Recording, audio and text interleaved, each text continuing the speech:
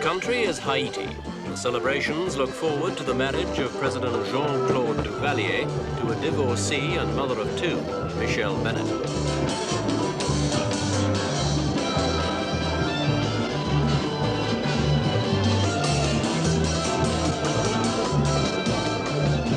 The young president's choice of bride caused some consternation in the Duvalier family. Her first father-in-law took part in an unsuccessful attempt to kill the former president, Papa Doc Duvalier, back in 1959. Even at this reception, the guns of bodyguards were displayed quite openly, reflecting the fear of assassination always present in the mind of Papa Doc's son and heir, President Baby Doc Duvalier.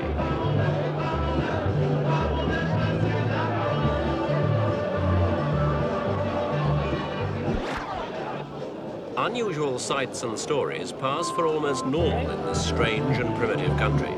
It's described as the poorest in the Western Hemisphere, a land where voodoo still flourishes and where violence and corruption are rife.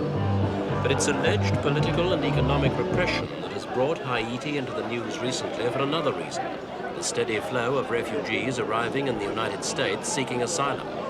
This, and President Baby Doc Duvalier's wedding, have focused world attention on Haiti, whose people have more black African blood in their veins than any others in the Caribbean.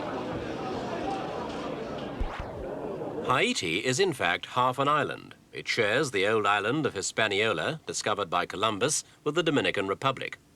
The eyes of the emigrants are directed towards Florida, because as far as they're concerned, successive presidents of their own country have systematically and cynically abused their power.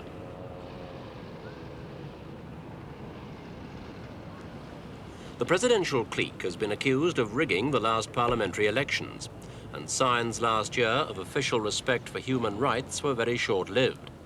Political parties, the press, and the theatre have all been feeling the heavy hand of their president for life, a term which reflects the undemocratic nature of the system. Nobody dares to raise a voice against the Duvaliers, who are said to have amassed a private fortune in Swiss banks.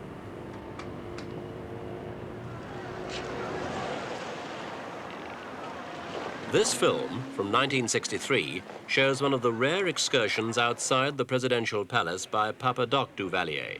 Always near at hand are the dreaded Tonton Macoutes, his private army. They carried out a campaign of such brutality against his opponents that the mere mention of their name sent a chill down the spine. The name of Papa Doc became synonymous with brutality and corruption. The shanty towns, just a few blocks from the presidential palace, were a clear reflection of the wide gulf between the haves and have-nots. Any development aid coming Haiti's way was sure to be siphoned off by Papa Doc, and few people mourned his death in 1971.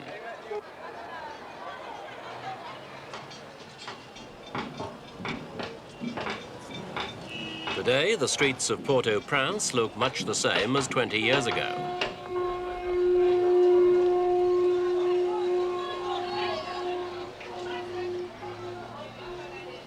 The arrival to power of Baby Doc 9 years ago has at least brought some lessening in the tension of everyday life.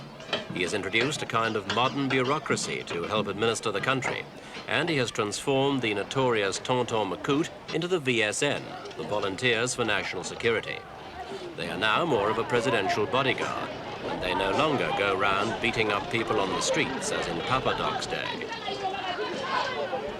There's now an easy-going atmosphere in the streets and markets, but statistics show that the Haitians' lot is far from happy. The infant mortality rate is shockingly high, and doctors and dentists are virtually unknown to the masses.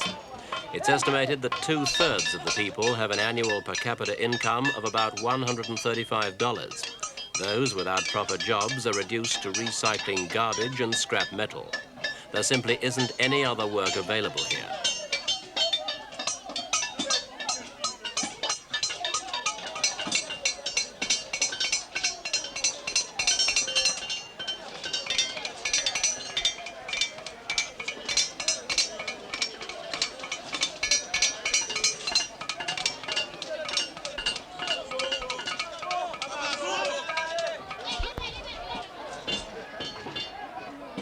The majority of Haitians are direct descendants from African slaves, brought to the island by the Spaniards and the French to replace the small native population which was wiped out by hardship and disease. In 1697, Spain ceded what is now Haiti to France, which continued to exploit the sugarcane and coffee plantations as a colonial power. A century later, the black slaves revolted, and amid the confusion of the Napoleonic Wars, they declared their independence from France. Established in 1804, theirs is the oldest surviving black republic in the world. Haiti's subsequent history, though, gives it little else to boast about. And it's that tag of the poorest country in the West and the continued lack of political freedom that have driven so many to make the perilous sea journey to the United States. The journey usually starts in one of the ports or inlets along the north coast. Friends and relatives who manage to reach Florida can earn more in an hour as a dishwasher than they could hope to earn in a day in Haiti. And that's the main reason why most of them leave. The first part of the trip is made in fragile craft, hardly larger than a rowing boat, with a central sail. If there's a storm, the boats will sink as likely as not. It's a risk the refugees are prepared to take.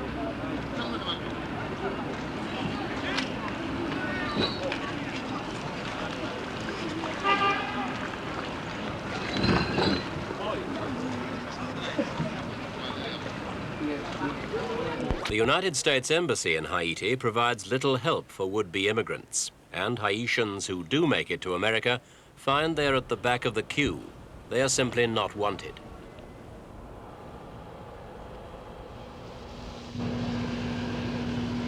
There's only a limited range of exports shipped out of Haiti's docks. Most Haitians are subsistence farmers with nothing to spare for export. Sugar is one of the few commodities available to earn valuable foreign exchange. As a French colony, Haiti was one of the most productive regions of the Caribbean, but the large colonial estates and the irrigation systems were mostly destroyed during the wars for independence. Production of sugar and coffee has never recovered, although coffee is still the largest export earner, providing a third of Haiti's income.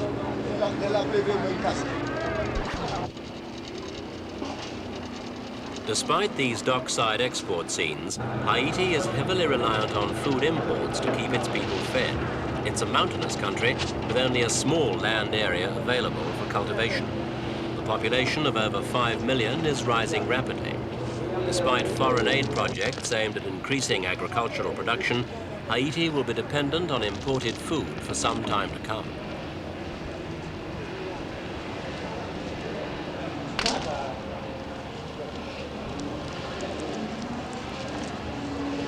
Over the past few years, Baby Doc's government has tried to alleviate the country's economic plight. It's encouraged foreign investment by making the entire country a free trade zone. Foreign aid and investment is beginning to pour in. It's funding 3/4 of the government's present 5-year plan.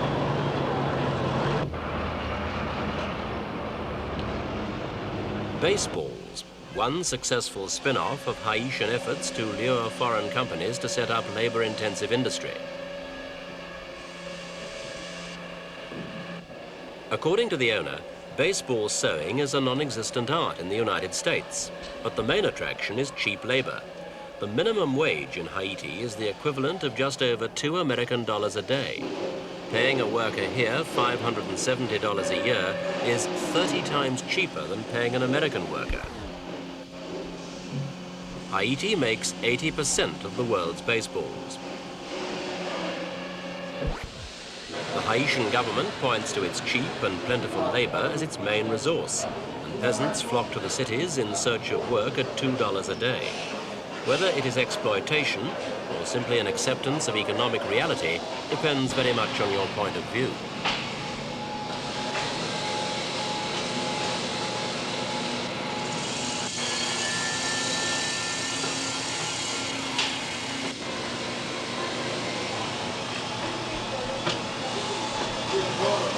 These women assembly workers are some of the 40,000 Haitians who are employed in about 200 light manufacturing and assembly plants. But these jobs are a sprinkling of dew in the desert when 250,000 workers enter the labor force every year. The the rate of joblessness and underemployment is well over 50%.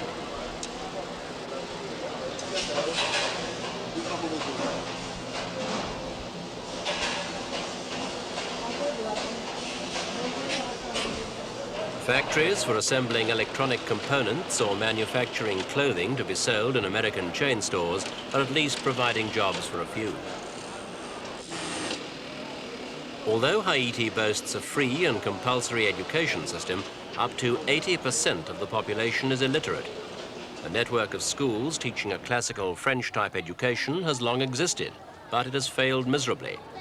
Few Haitians have appreciated sending their Creole-speaking children several miles to school to be educated in a language they scarcely understand. Culturally, though, the country is rich. African roots have been infused with French influence from 18th century colonial rule. Since the Second World War, Haitian folk art has emerged as a major discovery. The bold, brilliantly hued canvases are displayed and sold everywhere. The work of leading Haitian artists sells for hundreds and even thousands of dollars. But most of it nowadays is mass-produced for the tourists. They're second-rate examples of a style described as naive or primitive art. The self-taught artists gain inspiration from folklore and everyday life.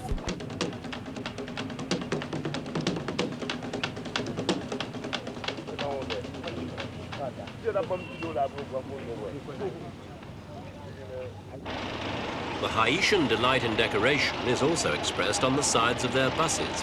They're called tap-taps, so named because of the noise their engines make.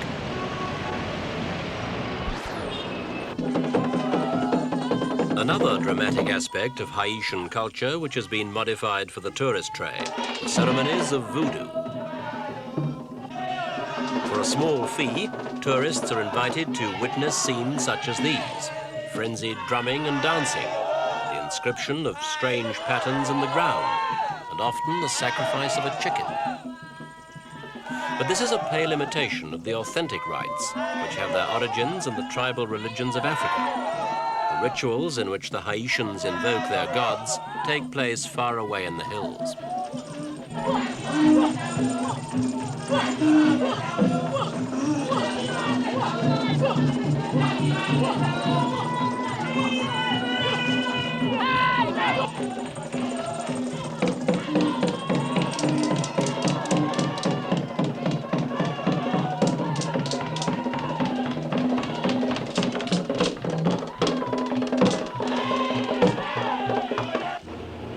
Tourism is becoming increasingly important to the Haitian economy. Over 300,000 tourists visited Haiti last year. The country is now on major international airline routes from America.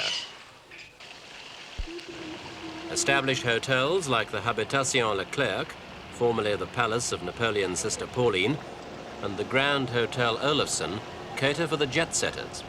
Guests are discouraged from venturing beyond the confines of the hotel in case they are disturbed by the poverty around them. Just inland from the beaches are villages where 4/5 of Haiti's population scratch a living. When Columbus arrived on this island, he said there could never be land superior in fertility under the sun. As if to mock his description, Haiti today is relatively infertile and desperately poor.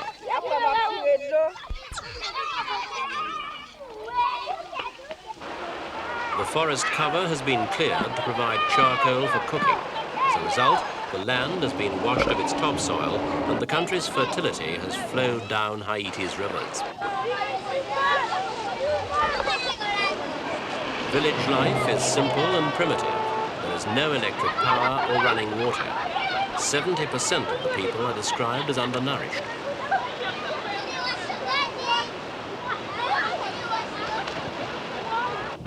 In the slums of the cities, where peasants have come looking for work, life is not much of an improvement. The slums of Port-au-Prince are graced with exotic names like Bel Air, which belie the conditions of those who live in them.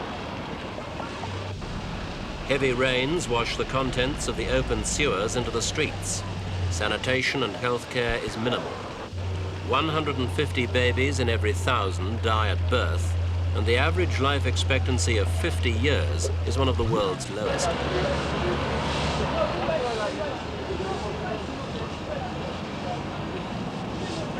It rained on the national holiday declared for Baby Doc's wedding. Cleaners tried desperately to clear away the sewer-laden water as the wedding guests arrived in their expensive Paris fashions for the event of the year.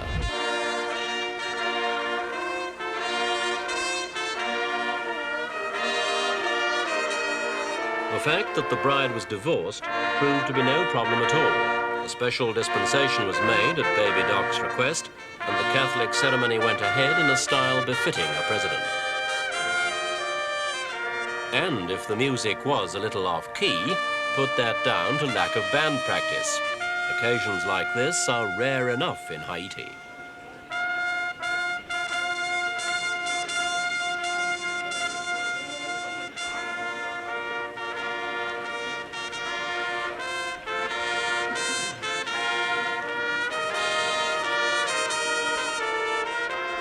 It was a bittersweet occasion for Simone Duvalier, mother of the bridegroom and widow of Papa Doc. On several occasions, she is said to have intervened and prevented her son from marrying. But her hold could now be slipping. The president for life, now aged 28, is at last going his own way.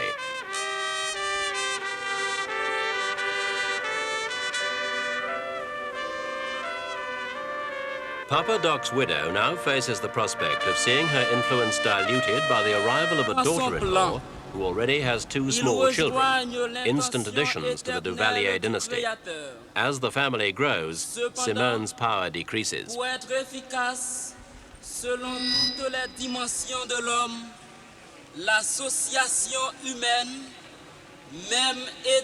There were 2,000 invited guests at the wedding, but not one other head of state attended. It shows to what extent Haiti has become ignored and snubbed by the outside world.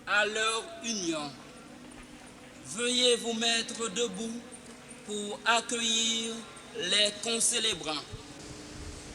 Madame Michel Bennett, soyez les bienvenus, vous et tous vos amis.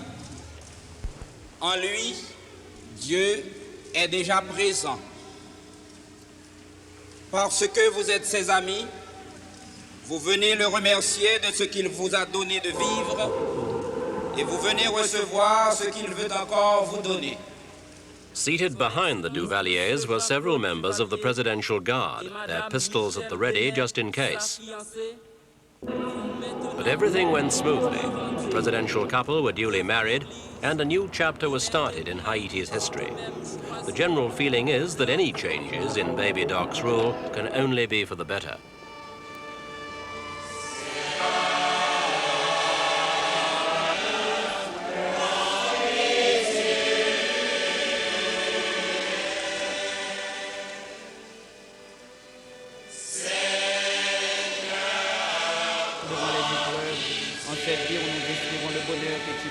L'avènement de Jésus-Christ, notre Sauveur.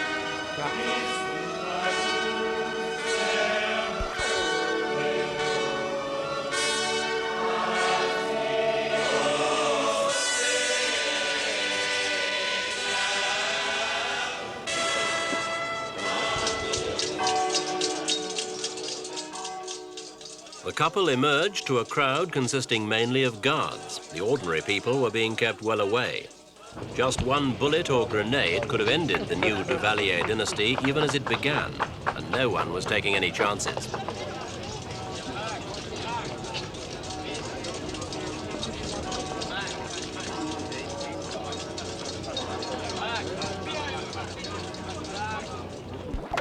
At the reception, everyone could at last draw breath and consider the future.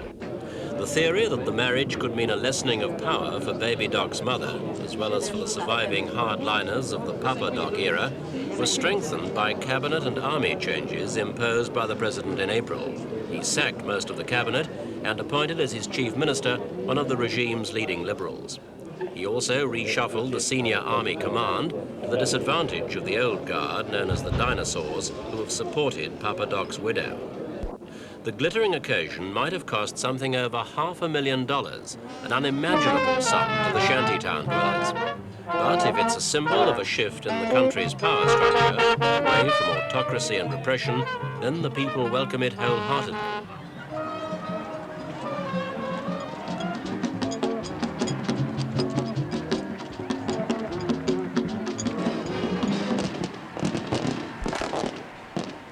After the wedding, the Duvaliers retired to their luxury ranch house outside the capital, where the president is expected to spend more of his time in privacy with his new family. He'll be away from the palace intrigues, and being Papa Doc's son, he's not likely to find himself outmaneuvered in any palace revolution. He still found time to give us an exclusive interview, quietly rejecting charges of continued political repression in Haiti.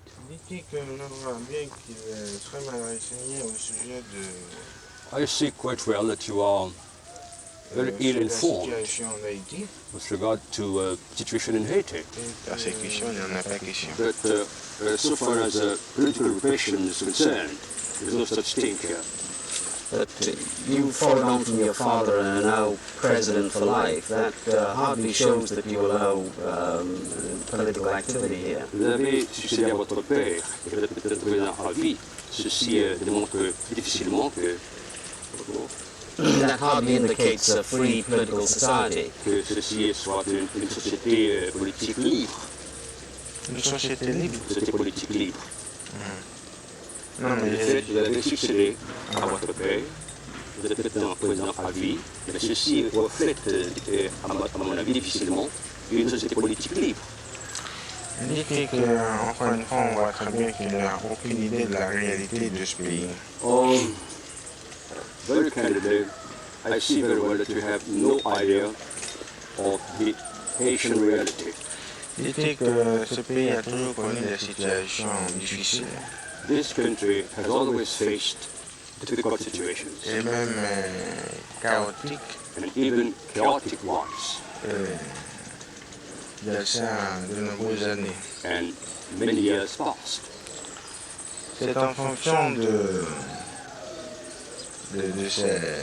ces différents problèmes, It is in terms of such various problems, de toutes ces difficultés que le pays a connues, of the difficulties the country faced in the past, que le président Duvalier that President Duvalier m'a désigné pour être son successeur appointed me as his successor après sa disparition, when he passed away, dans le but d'éviter à ce pays in order to avoid this country d'autres confrontations internes other internal strife et d'autres luttes fratricides. and other brotherly struggles. Ainsi qu'à la présidence à vie, With regard to life presidency, je ne suis que le 9e I am only the 9th, et le président Duvalier a été 8e. and my late father was the 8th president for life. En conséquence, ce n'est pas une chose nouvelle. Accordingly, this is not new. La vie politique même de ce pays. It is the very political life of this country.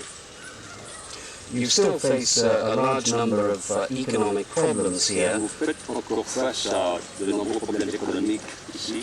What are your main economic priorities? Quelles sont les principales priorités économiques que vous avez? Nos principales priorités sont les suivantes. The main economic priorities are the following. C'est avant tout l'électrification du pays, It's first of all to electrify the country, l'irrigation, to irrigate the country, les télécommunications, and telecommunication la santé. and health. Je crois qu'il y a énormément de progrès réalisés And I think that enormous advances have been made dans ces différents domaines in these various fields durant ces dernières années. during the past few years. Thank you very much. Merci beaucoup, Monsieur le Président. For President Jean Claude Duvalier, then, there's a brighter future ahead for his people, and he at least mouths the promise of some progress on the economic and social fronts, something his father never did. The United States can have a positive influence on developments, and one way to end the embarrassing flow of refugees would be to persuade Duvalier to improve economic and political conditions at home.